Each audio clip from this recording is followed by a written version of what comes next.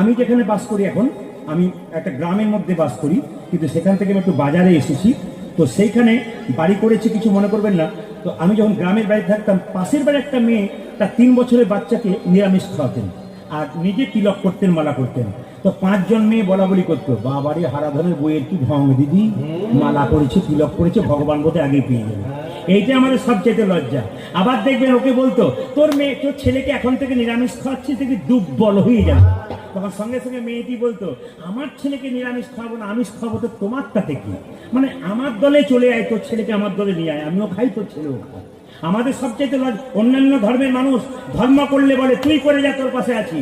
আর আমাদেরকেও ধর্ম করলে তার পেছনে লেগে যায়, যাতে ধর্ম কেউ না করতে পারে। এই জন্য বারবার বলবো, যদি ধর্ম কেউ করে আপনি না করতে পারেন, তাকে অন্তত সাহায্য করুন। নইলে কিন্তু আপনার পায়ের তলা থেকে মাটি একদিন সরে যাবে, সেদিন বুঝতে পারবেন আপনি কি করছেন। হিন্দু সনাতন ধর্মকে বাঁচাতে হবে, আপনার নিজের হিন্দুত্বকে বজায় রাখতে হবে। বারবার বলবো, সনাতন ধর্মকে বাঁচান। মহাপ্রভু যে নাম আমাদের দিয়েছেন এত কষ্ট করে, অবহেলা করবেন না। সেই নামকে আপনারা রক্ষা করুন, এবং এই নামের যদি কেউ বিরুদ্ধে কথা বলে তার প্রতিবাদ করতে শিখুন। না, আমরা সম্প্রীতি বজায় রাখবো, আমরা সবাইকে ভালোবাসতে পারবো, সব জাতির মানুষকে, কিন্তু নিজের ধর্মকে কেউ যেন অবজ্ঞা করতে না